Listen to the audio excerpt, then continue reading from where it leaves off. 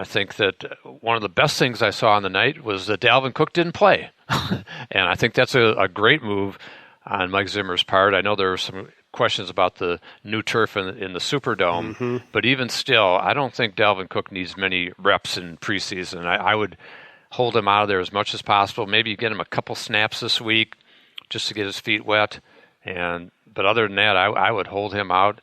As we've talked often, I was always happy when Robert Smith showed up late for camp and didn't play in preseason, and Adrian Peterson didn't get, for many years, any snaps in preseason here. I still remember the preseason he didn't touch the ball at all, and then first play from scrimmage was like an 80-yard touchdown run in Detroit. Right. And so I think that's just fine that Dalvin Cook takes a seat in preseason. He's getting plenty of work in practice, and you can watch practice and see, as I did today, that they're doing a lot of the outside zone runs with him and behind that zone blocking scheme. And I think they want to get him outside, use his speed, and also use him a lot in the passing game. I think he's going to get a lot of touches. I'll tell you this, if he plays 16 games, Jim, he'll have 2,000 yards combined rushing and receiving. I agree. There's no doubt in my mind. Yeah, I could see some kind of split, like 1,300 yards rushing, 700 receiving, something like that. Yeah. The Vikings did break a lot of explosive runs once they got into second, third, fourth teams. Is there anything to be read into that, or is that just, an offensive line opening holes against guys who aren't going to be in the NFL? Yeah, I think that you have to take that with a definite grain of salt. And although it did show some skill and some speed on Boone's part, and Abdullah, who's very quick, and gave those guys a little bit more of a chance to be here in the final analysis, and especially with Abdullah being a return guy too on kick returns. If BB does the punt returns, another thing in his favor to make this football team is that he looks to be their number one punt returner at this point. And so, but it's still nice to have that happen. It's nice to have to show some explosive runs, and that's the object of the exercise. And you can see that. Or you can think about Dalvin Cook in that situation, and wow, could he have an opportunity to do that? But I still think the really critical factor is to keep that offensive line healthy, and Brian O'Neill's been out, and he's rehabbing that arm injury still, and not dressed in practice yet, and so I think they need to get him back in there, because I just don't have a lot of confidence in Rashad Hill. Had a couple holding penalties in the game, and I think he has shown us in the past that he's really not good enough, and was hoping perhaps Rick Dennison could make a difference with him, but haven't seen it so far, and so that's a big concern. Now, the guy that's really interesting to me is Oli Udoh, the 6th-round pick, and Zimmer has praised him during camp, and he's got good feet. You can see him. He's got athletic ability, and he could turn into that really good young tackle that perhaps could someday replace Reif, or maybe he is the future right tackle and Brian O'Neill's the future left tackle, slides over at some point in the next few years. But right now, Riley Reif staying healthy. They need him healthy, because last year things started to go downhill when he got nicked, and when Remmers was hurting, and just that offensive line kind of fell apart at that point in time, and put more pressure on Elflein inside, and so far so good. Bradbury looked fine in the opener, but he'll still be a work in progress too as a rookie center in this league. And so that offensive line is, to me, still the question mark of the season ahead, and we'll see. I do like some of the things I see. I like seeing Kirk Cousins on the move more, and I think he throws well on the move, and saw that in the game, saw it in practice today. Made a great throw on the sideline to Irv Smith Jr. and to Thielen in the team drills. And so I think that's obviously something they want to do. They want to get him moving, bootlegs, and get him outside the pocket a little bit, and that's a good thing. And also under center more, helps with the running game, helps with the play action game. So you can get some hints of what they're trying to do offensively, and I think we saw a lot of that in the game. And because it is a new offense, and they do have to try it in the game a little bit. They're not going to show everything in preseason. We know that. But especially defensively, they're not showing much. And they didn't show much against the Saints, and they won't show much in preseason. And Zimmer has talked about the tweaks that he's making to this defense, but I don't think we're going to see those in preseason. whether it's more Anthony Barr blitzing, more Harrison Smith blitzing, whatever he's trying to do. I think we're not going to see that till opening day. Right. I've been looking forward to this all week. I want to hear you talking about Antonio Brown. But first, we want to thank B52 Burgers and Brew. You can find out all the information about their shops at b52burgersandbrew.com. Yeah, absolutely, Jim. And we had our first Monday Night Purple show on News Talk 830 WCCO last night at B52 Burgers and Brew, and Joe Anderson and I did the show. We don't have the players until regular season because they're busy during training camp, but had a great show there. Nice crowd showed up, and the restaurant did a great job as the new home of our Monday Night Purple show. B52 Burgers and Brew in Inver Grove Heights is the home of our show. They also have their restaurant in Lakeville. But the B52 Burgers and Brew in Inver Grove Heights, 5 minutes from Viking headquarters.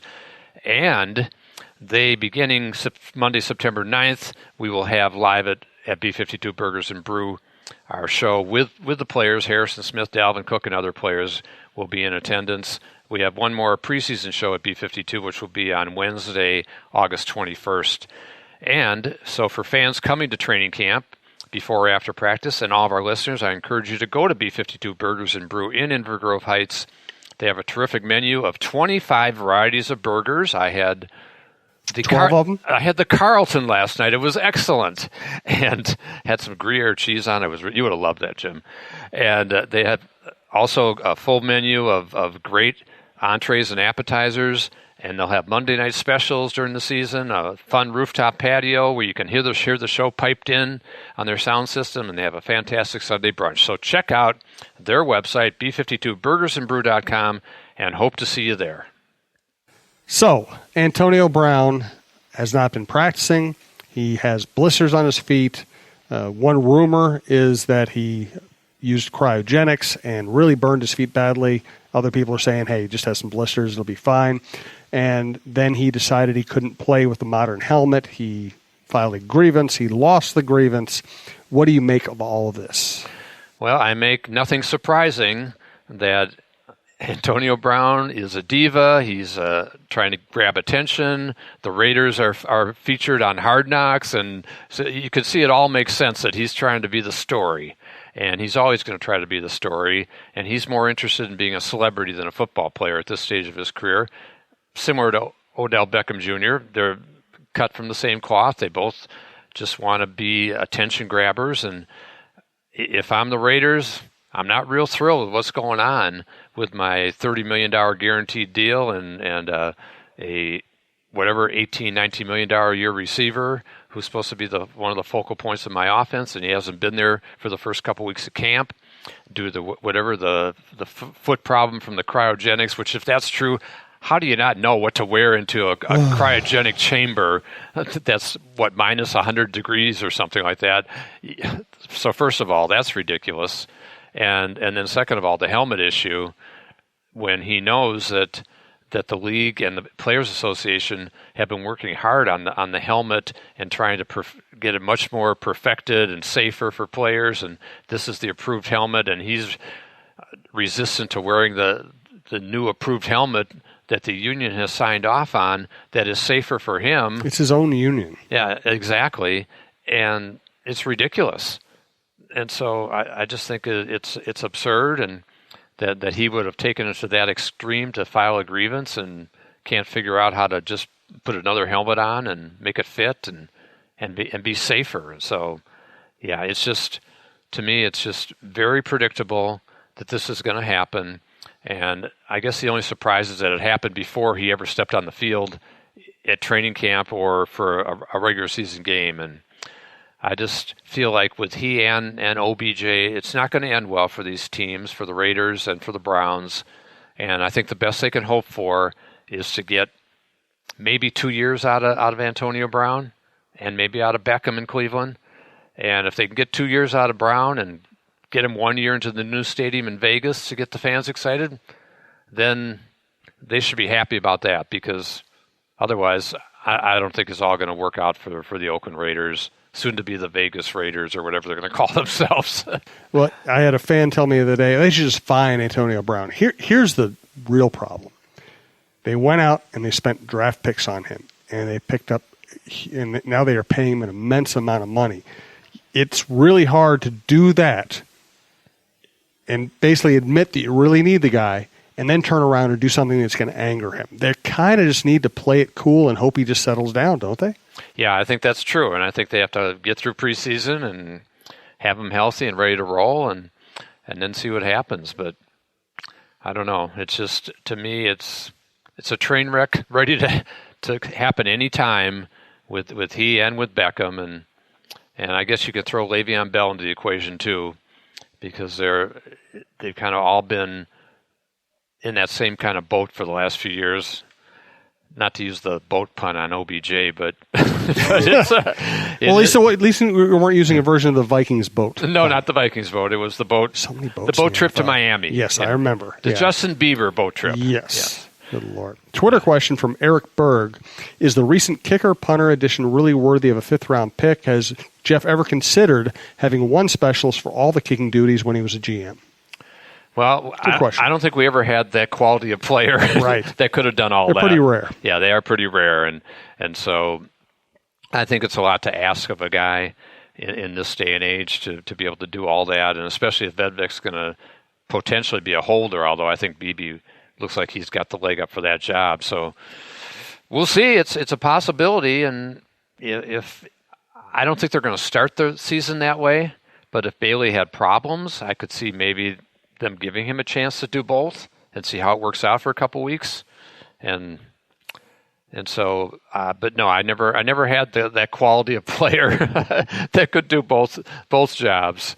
And even though our kicker always was our backup punter, in the case of an injury, an emergency or something, and vice versa, the punter was the kicker. But that was an emergency. That was emergency, yes. And yes, exactly. I think maybe Greg Coleman attempted one field goal in his life or something like that, and I'm not sure. I think Gary Anderson might have punted once or twice in his career. I'm sure he could have done that. I'm sure he could have, yeah.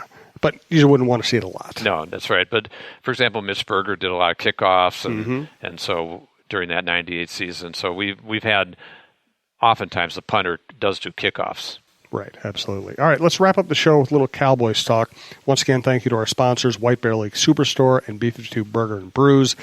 So what is going on with the Cowboys? You got Zeke holding out, and you have Dak Prescott, depending on who you listen to, maybe setting himself up for a $40 million per year request in the future. Although, I saw a lot of people getting offended by that on social media. It's negotiating. It doesn't mean he's going to get $40 million. It doesn't mean he wouldn't play if he didn't get $40 million. It's a negotiating play. But I'm interested in your perspective on it. Yeah, I think there's a little bit of trying to play makeup for Dak Prescott because of his fourth-round rookie contract, where he was obviously vastly underpaid the last 3 years, but people didn't necessarily expect him to be the starting quarterback out of the gate when Romo got hurt and all that. And now he's been a two-time Pro Bowler, has a 32-16 record as a starter. All very impressive. Has a playoff win last year over Seattle. And so I think he's in a good negotiating spot. But yet, the Cowboys are too, because they can just say, hey, you can play it out, and you're sitting there at $2 million this year. We can make you play it out. So do you want to turn down a $30 million or $32 or whatever they end up at $1 million a year deal and play for $2 million and risk injury? So there's a lot of leverage really on both sides. I'd call it fairly even in the final analysis, and so, but he's not going to get $40 million, and I think there is trying to play makeup. It is a tough game, and as I'm sure Jerry and Stephen Jones would say, it's not their first rodeo. So they've been down this road before with a lot of players, and I was too during my negotiating career as a GM, and I remember back in the day, Randall McDaniel, for example, his first 3 years he was in the Pro Bowl, and he had signed a lower level rookie contract that my predecessor, Mike Wynn, used to shove down the rookies' throats and say, we're going to give you a shorter deal with less signing bonus and lower salary, but once you prove yourself, you're going to get paid.